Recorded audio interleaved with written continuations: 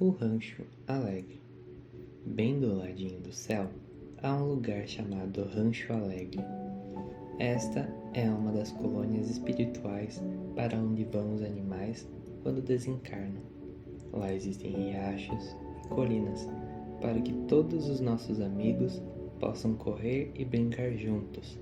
Tem muita comida, água e sol, e nossos amigos estão quentinhos e confortáveis. Todos os animais que estavam velhos e doentes voltaram a ter vigor e saúde.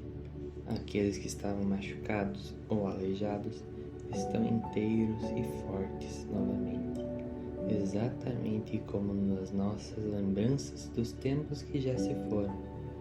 Os animais estão felizes e contentes, não sofrem como nós, pela dor da perda ou ausência de alguém muito especial que teve que ficar para trás.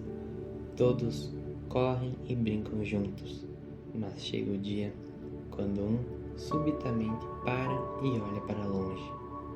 Seus olhos estão brilhantes, estão atentos. Seu corpo treme de ansiedade. De repente, ele começa a correr para longe do grupo, voando sobre o gramado verde, suas pernas indo mais e mais rápido. Você foi avistado, e quando você e seu amigo finalmente se reencontrarem, vocês se abraçam numa união feliz, para nunca serem separados novamente. Os beijos alegres chovem sobre o seu rosto, suas mãos afagam de novo a cabeça amada, e você pode olhar mais uma vez nos olhos confiantes do seu amigo, ausentes há tanto tempo da sua vida, mas nunca longe do seu coração. Para muitos, a esperança de que a vida sobrevive à morte e de que um dia, em algum lugar, você o encontrará, alivia o sofrimento. Mas será que os animais têm mesmo alma? Será que eles reencarnam em seres humanos ou em outros animais? Os animais são nossos irmãos mais jovens, e embora não estejam agora tão bem organizados, futuramente alcançarão um estágio tão elevado quanto o nosso. Mesmo diante de todas as contradições, com os ensinos dos espíritos superiores, jamais se afirmou que o animal não tem alma. Tem-se um princípio inteligente, tem algo mais que a matéria, e isso é o espírito.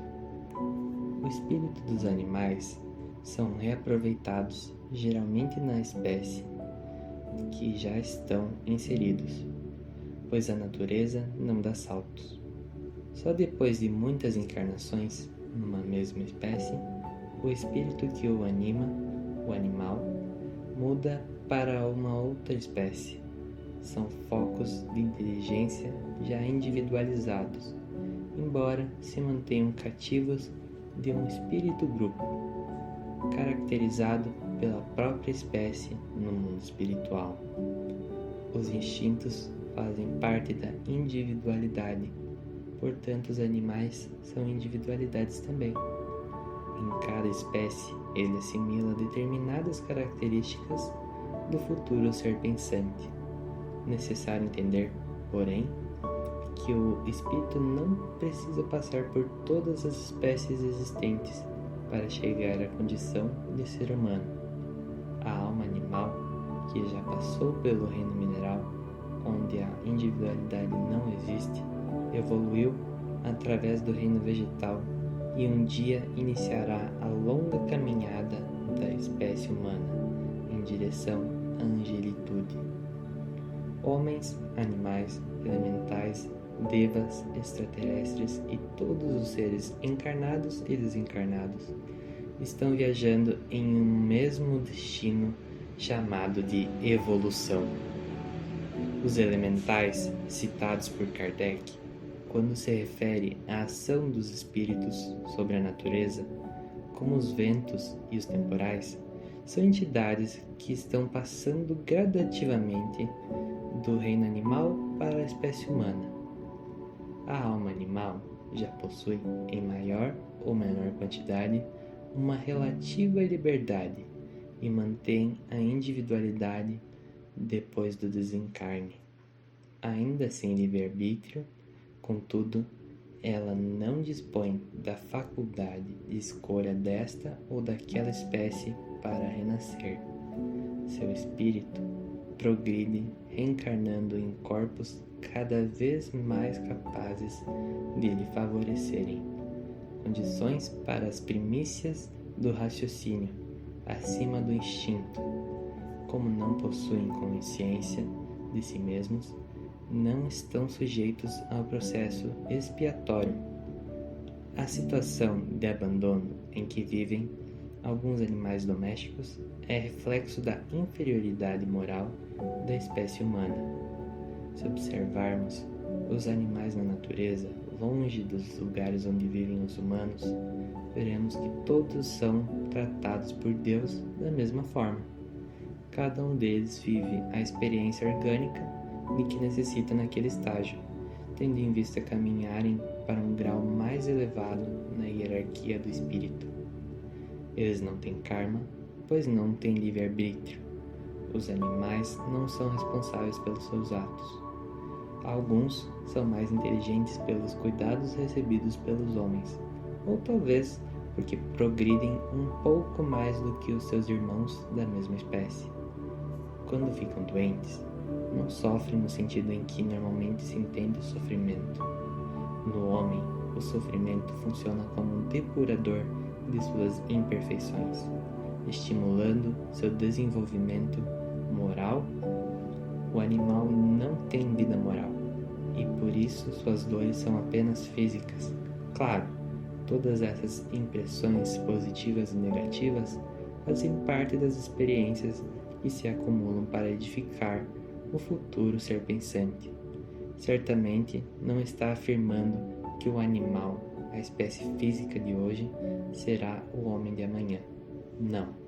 O espírito que o anima, sim, viaja nos caminhos da evolução em busca do reino dos seres, que se possuem raciocínio lógico, dotados então de livre-arbítrio, pois aí serão responsáveis por seus atos.